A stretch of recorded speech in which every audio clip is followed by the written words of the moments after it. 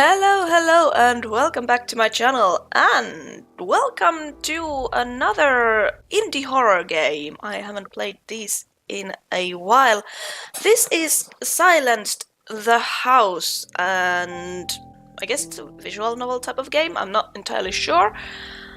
I was captivated by the art style. It looks really cool, and actually the music in the start menu is also really cool and epic, and I'd like to play the whole song. It kind of grows into this very dramatic thing at the end, but I think we'll just start playing. New game. True miracle is to see your own sins. Anthony the Great. Save, skip, story, setting, auto mode, load. Okay. It has been a while since we left New Lake Road. How close are we? I've never been to this place before, so I'm not sure how long it should take us to reach our destination. Last time I was carried away to an old inoperative factory on the outskirts of town. Before that I was wandering around the plantation to the villa, once there was even an asylum in the heathlands. I think the factory was my favorite. Maybe I should visit it again. We traveled along the narrow grey path to what was buried under the trees. Ew. It was not the wind, but some other forces that brought them here. The scene was as fake as a smile on Grace's face.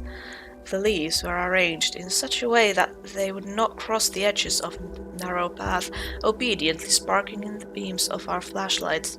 It reminded me of a twisted version of an old German fairy tale, Hansel and Gretel, and in this version the naive children rushed right into the jaws of an unspeakable creature. Lloyd put his foot on one of the leaves, which was found over the edge of the path, and the silence was broken by his hoarse voice. Man, it's been an hour since we entered this freaking forest. Hello, Grace. Hang on, guys, we're almost there. What is with your clothes? That looks highly unpractical, but okay. I've heard that before, Grace, and this is what, the third time? I don't think there is a need to go any further, guys. This forest itself gives me the creeps. Maybe we should just stay here for the night? I agree with that. Okay, what do you say if we had sex in front of this pretty little stump? Whoa, dude! What? If this hooked snag on it were a real nose, I bet it would stick it under your sexy topic right now on your islands of pleasure. Ew. What makes you think that I will let you do anything with my body, you piece of shit? Can somebody please remind me why I'm still going out with such a pervert? If you'd had enough of his shit, you should hang out with me, babe. Oh, God. Guys, you're both terrible. Nope. And what about you, Grace? Nah. If you think that you're some kind of Superman who is not afraid to accompany me into this spooky abandoned house, do not fool yourself. Your so-called chivalrous act is just a trick to get me into bed. You need to try harder to get my juicy butt. What is with these people? So, I have a chance. Sweet. What made you so friendly today? It's my birthday after all, and we're going to have a party. What do you have of brains? Shit? It's a very special day. Oh, hello, there's another one. It's a special day indeed. Today, Grace holds the stage, but her acting is still not good enough for an Oscar. It is bad, but everyone seemed to fall for her optimism. Oh, I almost forgot you were with us. Come on, I have plans for you. So, you're in the girls? What a twist. Looks like you're dead in the water now, Lloyd. You sure are cutie, Ashley, in this pandahood. But this is still not enough for a girl to win my heart over. Yet again. The end of her phrase was said very quietly, but I heard it. I smiled dryly. Looks like all of us have a skeleton in the closet. But what if the closet is the size of a house? This silly idea came to my mind when I saw this colossal house. I felt like something was coming. The house seemed to be flickering on the crossroads of reality and imagination in the land of the future unseen. Its secrets were hidden in darkness, just like the forest. The weak yellow lights were jumping from one tree to another, running along the path and flickering in the night. I knew that would soon approach the house, but maybe it's not too late to turn back and forget all about this shit. Maybe, just maybe, I've had enough of this. So I asked myself, do you wish to save them, Ashley? Okay, so I'm Ashley then. Do I want to save them? Ooh, a hard choice. Right in the beginning, the guys were being a bit of an asshole, so let's go with no. They aren't worth a chance. I must stick to the plan. The forest, like a hungry beast with trees for teeth, devoured us in a cold, dead night. The branches looked like crooked hands. They struggled to rip our faces off. Or maybe we just couldn't realize their true intentions. Maybe the trees were torturing themselves, wickedly twisting their branches to set a warning for us that in the end of the path, which was flickering in the beams of our flashlights, the darkness was waiting. Lloyd looked really nervous. He was haunted by the rustle, and it made him mad. His hand, that was clutching a flashlight, was swinging like some kind of pendulum with a glowing demonic eye. As the flashlight was only uncovering things lurking in the darkness, and that it couldn't immediately burn his phantom enemies alive, it scared him even more. I heard a strange sound and raised my head to see that it was just a crow. The beam of light ran through the black feathers, and the crow merged with the night. I am the only one who actually knows what the darkness is hiding, but I'm still scared. My fears are not that simple. It is not what you feel when your reflection refuses to obey. The illusions in the bathroom mirror don't scare the shit out of me. It's just not enough. What really scares me is that the plan could fail. When you follow the untrodden path, you are always on thin ice. I feel like I'm lost in a boundless ocean, searching for a shark to ask if the human flesh is delicious. Do you really want to talk to a shark, Ashley? I wonder whether or not I'm still sane. Probably not. The weak beam of light was sliding along the path, full of faded leaves. Then suddenly, something on the ground caught my eye. Shit, what the heck? It was a dead crow. Maybe the one I had seen earlier. Nobody knows. Its eyes were sparkling in the beam of light. It was staring at me, and that gave me the creeps. That's just a dead bird. I've seen much worse in horror movies. Do you often see dead crows in horror movies? Pretty often, yeah. Why do you ask? I recently watched a movie, and in the beginning, the dude ran into a dead crow in the forest, just before the massacre began. I saw this bird of death only after my live stream was over. It reminded me of those days that I had imprisoned in a mental hospital. The walls of my ward were my only friends. Sometimes I really wanted to discuss the weather outside with them. Of course, the staff didn't neglect their everyday duties, and the doctors regularly visited me to ask only one question.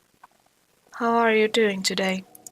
Actually, a tape recorder in repeat mode asking how are you would be just the same. Just like the tape, the therapist wouldn't even change the words or say anything else. Perhaps he already knew how I was, or he didn't care. Anyhow, every time he asked me, my answer was the same. Silence. I only showed the same article torn from the newspaper about my family burned alive in a car accident.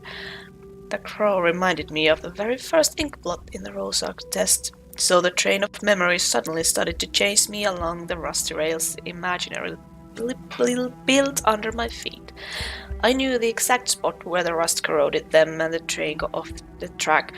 People in it started screaming in panic and hitting their heads against the walls. Insanity. That's why I chose to focus on our way. I was afraid to lose the path because I was like a thin tightrope that was saving me from falling into the void where evil spirits were crying my name. You need to calm down. Pull yourself together, Ashley. You have to be ready when the game begins. Seems like I buried my head into the sand too deeply, but fortunately, a rough male voice dug me out. Stop fooling around. I've already got goosebumps and we're not in the house yet. What are you afraid of, powerhouse? I'm pretty sure you're the fastest among us all. Even if we run into a serial killer in the freaking house, you'll be able to run away. Right. The killer would guard my enormous body as I've put a couple of kilos this week. What? Why does that matter? I won't even glance at the cake. Everyone laughed, but Martin started to comfort his girlfriend by telling her that she had a nice figure. I grinned. She really was a slim girl and just wanted to be in the spotlight, as always. But today, nothing will save her. I looked forward. Unexpectedly, I found myself ahead of everybody and didn't even remember how I left them behind. It was as unusual as summer rain and as sudden as snow in the beginning of July. Funny thing, snow in the beginning of July is really not that uncommon here in Finland. I had to be first. I needed to see it first. Mysterious forces were guiding me to that place. I was just a fish caught in the hook of curiosity pulling me to the fisherman. Every new location had its own atmosphere. When I was wandering along the halls of the inoperative factory, I felt like I was trapped in a black hole of sorrow.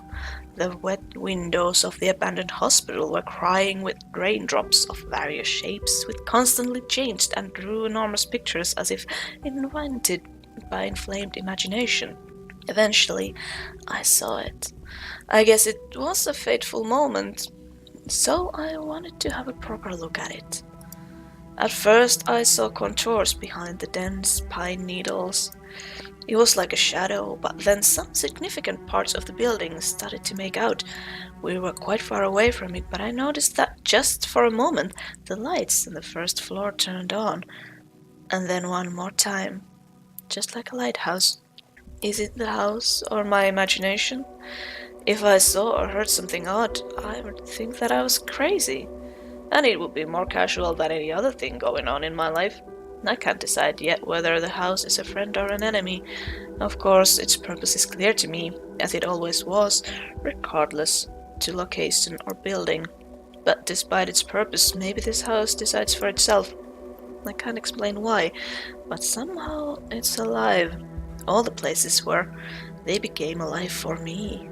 Because things just couldn't be so simple when someone like me is involved. Anyway, if I stick to the plan, the house will play nice. Or not. Maybe it is as treacherous as the devil, hiding the delicious candles inside the hungry jaws of doom. Delicious candles, or candies. The house gazed at me with its lightless windows. They were dark, like the eyes of the blind, but I knew that it watched me very carefully. Out of the blue, a hoarse voice broke down the strange connection between us. Now I knew that I wasn't the only one who was looking at the house, which meant that it saw us all. Whoa, this damn thing is huge. Not bad, Grace. How did you find it? Don't fool yourself. You might think it was hard to discover such a place, but the house stands right in the glade. I bet some naughty local children ran along the house pretending to be ghost hunters or something. Cut the crap, will you? What's wrong? Everybody knows ghost stories are for children. Am I right, guys? No one said a word. We continued approaching the house in dead silence. I was so deep in my thoughts that I jumped when I suddenly heard a metal clip hit the wooden planks, and then I found myself standing in front of the entry door. Freedom! Finally! She dropped off her backpack and stretched herself out on the porch. Tired already? Maybe we should go inside first. Looks like the door is locked. I don't think the ghosts are dying to meet us. Go to hell, moron, and meet the damn ghosts yourself. You're literally pain in my ass. You guys are so sweet. Let me handle the stupid door. Hold on, big boy. Now what? I'm working on it. While these idiots were searching for the way in, I was picking the lock with my own skeleton key. I'm not sure how many doors it's already conquered. It was the same as picking tiger's teeth to see how its digestive works. Something moved. I couldn't say for sure, but it felt like the mouth of the door took a tight grip on the skeleton key with its metal tongue and devoured it. Seriously? I got mad and kicked the damn door. What the hell? The door was opening so slowly with squeaky old like crap sound. However, it resembled the screams of the tortured souls. I just couldn't bear it. Nice job. I approached the door, but I didn't open it. It opened itself. What's going on here? It was very dusty inside the house. Looks like the ghosts aren't very hospitable. Everybody laughed, except Lloyd. He gave Kate a significant look. I think everybody knows that you don't believe in such shit, so can you please stop? What's wrong? Darkness is so scary, am I right, big boy? Come on, I'm just teasing you. It's fun. But it's not like that. So tell me, what can hide behind the shadow curtains? If it's not a ghost or a phantom, then what is it? It isn't my fear. It's a freaking mental disorder. The name is nyctophobia. Make sure that your flashlight's not dead or you'll be in trouble. Don't even count on mine. Everybody laughed again. There was no need in flashlights anymore. The glowing eye of the full moon illuminated the house pretty well. But when we were outside, it surely was dark. It was very strange. Those freaking tricks again. Though, it looks like it wasn't a big deal for anyone except me. Even though candles peeked out from literally every corner of the room. I think everybody thought it was Grace's joke or something. This place aroused my curiosity and I wanted to explore it a little bit. There were a few pictures hanging on the walls. To be exact, some of them had fallen off and were lying on the floor like dead rats with twisted paper tails. I saw no mirrors in the room, thank God, but it was the only first floor. Still, I'm glad. Houses are like narrators of people's life, need to tell the stories of their owners, and this one was choking on dust and death. The armchair looked really convincing. It was old and fractured, but I still knew that its appearance was a lie. Even the carpet was old and shabby for every second of its existence. I was aware of those tricks, and I knew I had little time. I took the cell phone out of my pocket and looked at the display. I saw the connection was lost and that it was already 8 p.m. The clock was ticking. Ella should turn up soon. I hoped she would find the house. At least I drew her a map. While exploring the room with a fireplace, I found boxes full of candles.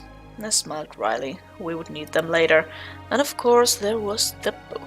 Its most important item. I just don't know how to do it without the same extraordinary stuff. Of course, I was no amateur in that kind of cuisine. You could call me the chef of the kitchen, I guess. So I knew it from A to Z. I looked at others. They were all wearing the same smiling faces, except Lloyd. This poor creature.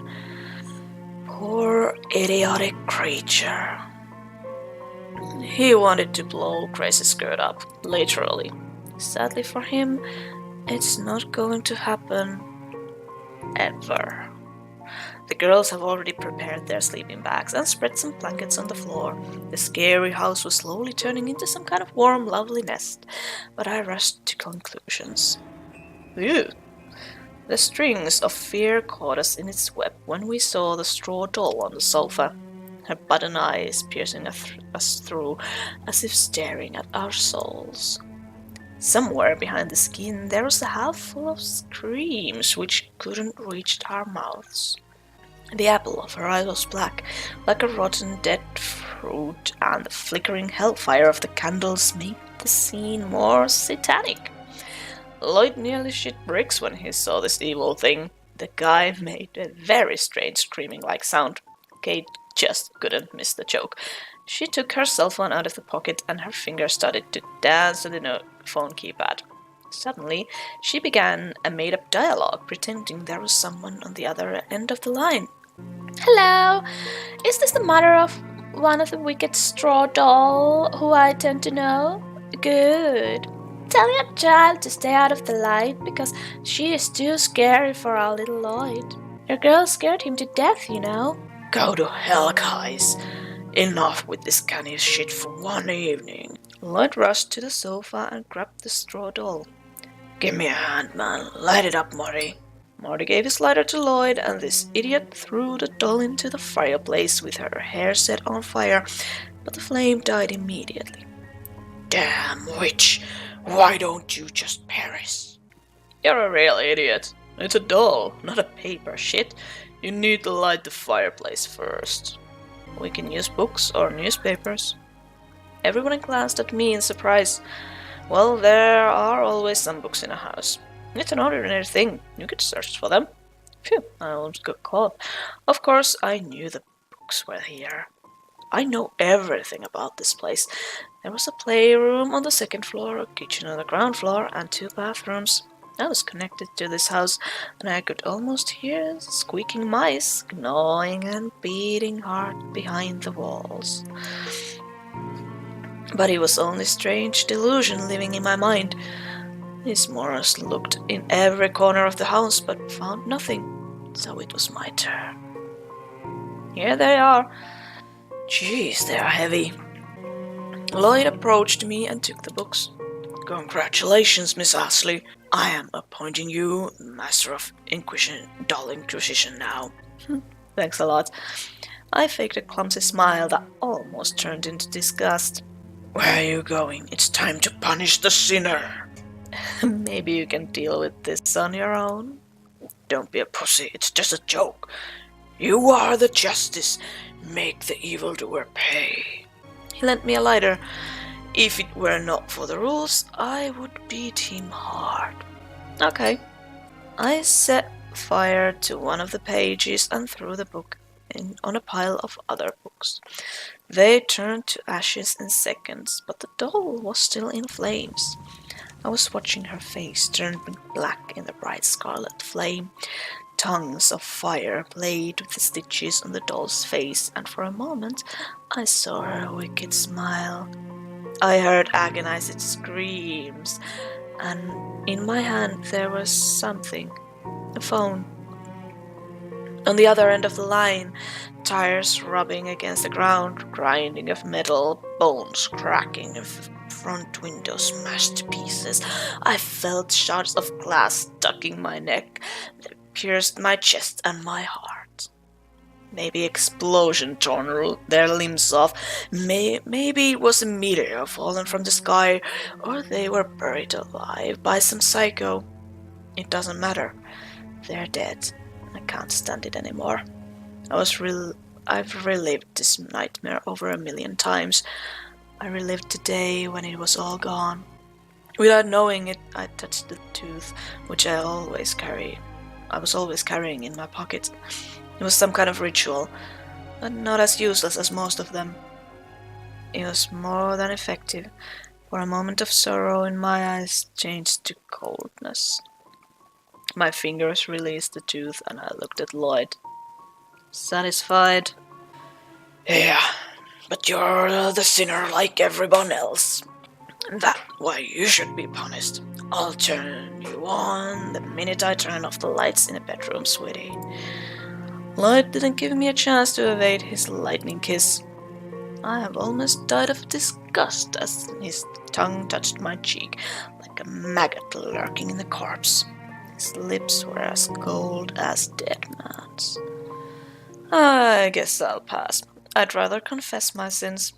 I smiled wryly and wiped his acid touched from my skin with my sleeve. Actually, there's one thing you're right about. Everyone sins.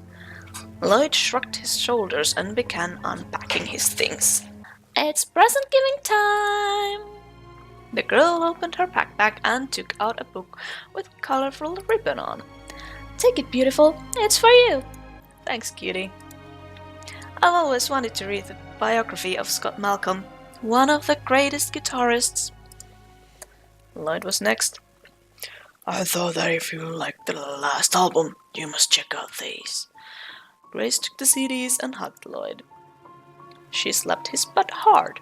The keys to the house in the Skyward Lane 65 tinkled like a ringing bell. That's all you get, big boy. Lloyd was a little embarrassed. I gave her earrings. They were pretty cheap. Bought them on sale. Thanks. Martin left the house. Through the window I saw him smoking. He didn't even try to take his pack of smokes out of his pocket on the way here. Maybe if he smoked near Kate, she would order him to swallow the cigarettes one by one lit up. When Martin came back, he took a bracelet from his bag and whispered something.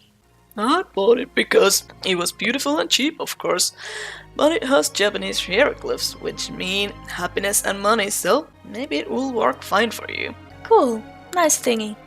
All of a sudden, Martin put the bracelet on Grace. It cuffed her wrists with a loud click. Now it was time to eat the cake. But Ella was still on her way, so everyone felt depressed. Someone suggested playing cards, and everyone agreed. In fact, I didn't know who it was because my mind was focused on other kinds of issues. I had more important things to do. I approached the book that was lying on the mantelpiece and took it. No one noticed the book, except me. It was out of human sight. Even I didn't see it, I only felt it at first. When I opened the book, I looked at the strange symbols that didn't make any sense until I touched the tooth in my pocket. I understood. I understood everything. While consuming the symbols, I almost tore some of the pages off. Finally, thousands of letters and words formed the phrase. Iam mors aufera. Well done, Ashley. This phrase was like a good old friend to me. I lost count on how many times this phrase came up in my mind, and still I couldn't remember its true self. Full of inconceivable power. If I just spoke the mysterious words without the book, nothing at all would happen. Iam mors aufera. I took my phone out of the pocket and looked at the display. It was 10 p.m. already. Time passed quickly and the game was about to begin. Would it be a fair one? This question has always tortured me. I can't say if I'm doing the right thing or not. I always doubt. Some part of me knows the answer, but I don't know which part it is. While I was reading the book, the others continued to play cards. Both Lloyd and Martin called me to join them a couple of times, but I always refused. They didn't ask why. I think they were just playing their own game with me. I finished reading the book, so it's time to make my turn. I need to come up with something and fast to hurry things up. I can't just leave this to Grace. Even the fact that I am allegedly holding her brother hostage doesn't mean I can fully trust her. What? And suddenly luck smiled at me. I saw Lloyd cheating at cards. The trick was simple. He filled his hand with trumps. I just needed to prove it, so I just waited for the right moment. I can see things. I see. I bet you have trumps ace and jack. Stop being ridiculous. I don't believe you're psychic or something. Rumors at school, they're all bullshit.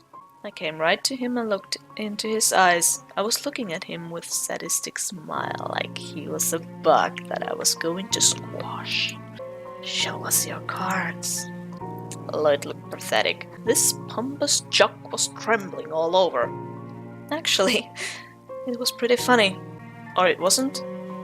Suddenly I realized that my decision and actions started confusing me more and more. In the beginning I was completely sure that I was absolutely right. It was like using a manual that was telling me how to win lotteries with 100% chance. But screw this shit. For me, it was as usual as breakfast in the morning. Of course, I want to return to the factory and repeat the whole thing one more time, but not as much as I wanted it a month ago. When I was almost manically laughing, looking at the woman who was trying not to fall, clutching the elevating cabin of the roller coaster. Just show them! Martin hit Lloyd's hands and the trumps fell on the floor. You asshole! Give me my $20 back. It wasn't me. She set the whole thing up. Are you kidding me? I was miles away from you. You couldn't know you. You just looked at my cards. You knew that I had these trumps. I wasn't cheating. Prove that you're psychic. Looks like Lloyd was going mad. Obviously, I pretended that his words hurt me. Shit, it was so hard not to gloat. He was going straight into my trap. You fool. My feelings turned into some strange mix, and it was difficult for me to understand what I actually felt. Maybe I froze for a moment. That's why Lloyd yelled one more time. If I continue to lose connection to reality like this, they'll definitely think I'm crazy. Come on, Ashley, keep it together. I touched the tooth like it was giving me some strength and smiled wickedly. Prove it! It's not as easy as you think. Yeah, you're right. I could get a peek at your cards, but I didn't. What number from 1 to 1,000 am I thinking of?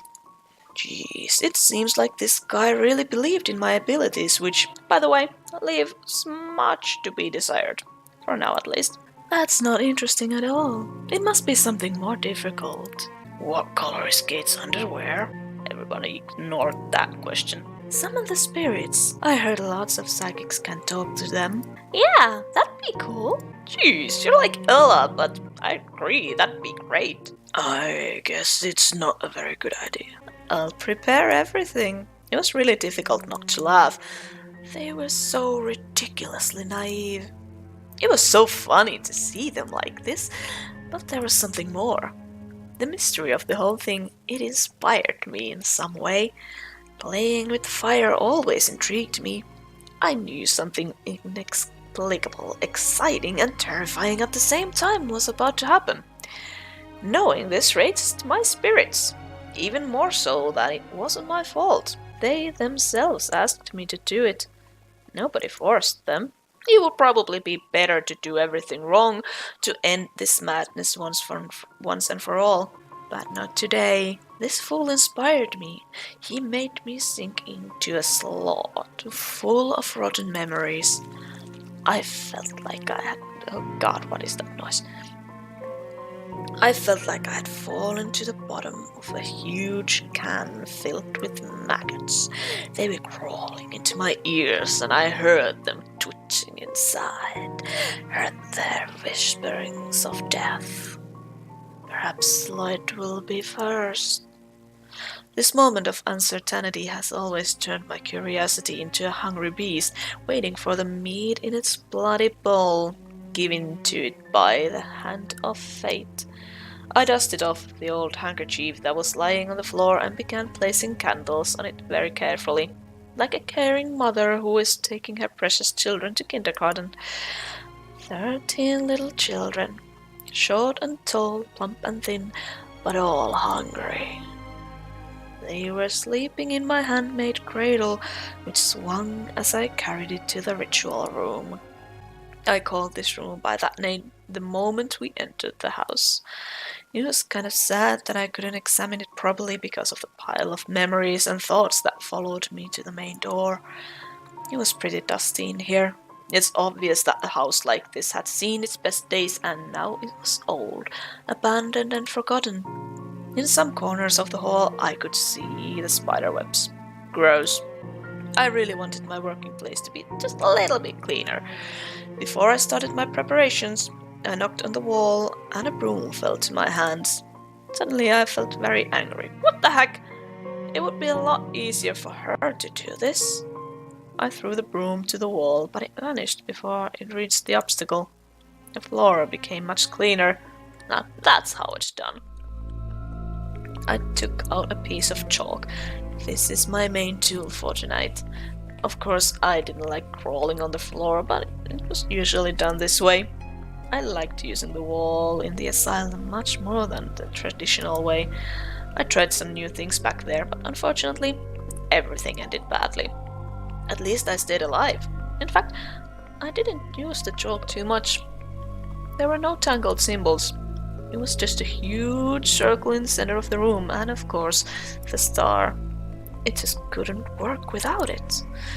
I didn't think it had any real power. I mean, you can see it almost everywhere, on a new album of a rock band, for example, but it looks like it's worth something. The candles were next, which is my favorite part. Last time when the drawing was on the wall, it was fascinating to put matches into the cracks, but I think it really mattered, and eventually everything was almost ruined. So I'd rather use candles this time. But first, I had to draw circles in the center of each star between thick, white lines. Carefully, smoothly, and only one of them I scratched out a mark, making a terrible sound like a chalk was some kind of claw. Finally, the picture was done. I put every candle on its exact spot, as if arranging chess pieces on the board. Pawns went first, as I called them. They embodied every person in the house, and only one piece could become the queen. No, I already was the queen, but had to fake my unimportance as to not cause any suspicion. The fattest candle was meant for Kate, as she was obsessed with her figure. Mine was slim and beautiful, of course, but I had to break it into 2 pieces following the rules. Then they were put in the center of the star. Now it was time for the main players to join the game. Since I didn't know whether they were bishops, rooks, or knights, I couldn't think of the right position for them. So I just put the pieces in front of the ones that were already in the star.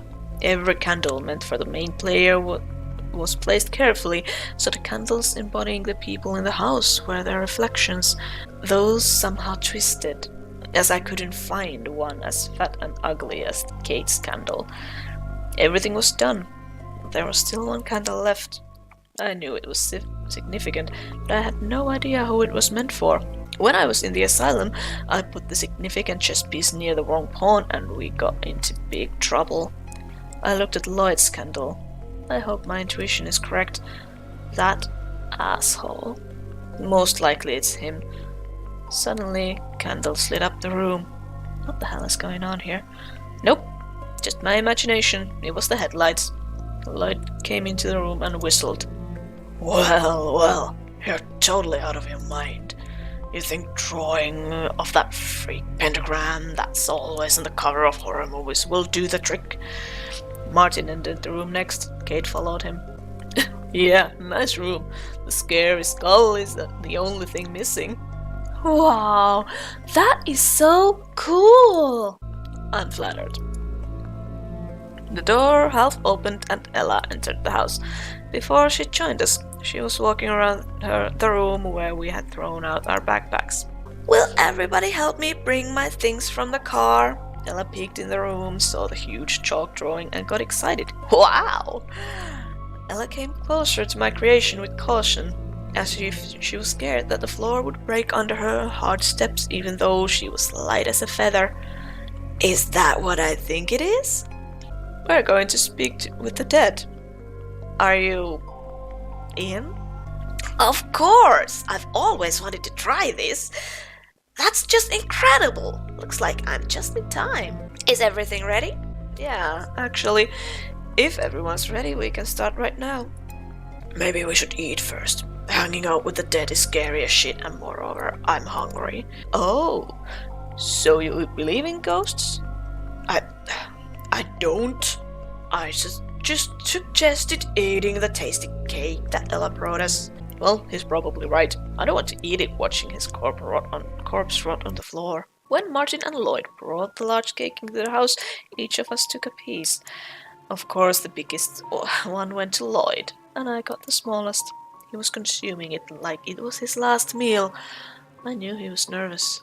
So nervous. It was hard not to grin. Grace tripped over someone's back and her piece of cake almost plopped down to the floor. I guess if it had happened, I would have looked like a human brain, juicy with blood. Martin managed to grab the cake with his plate. You look pale, is everything okay? Yeah, I just feel dizzy, that's all. Okay then? Martin smiled nicely. But I guess his girlfriend didn't like it at all.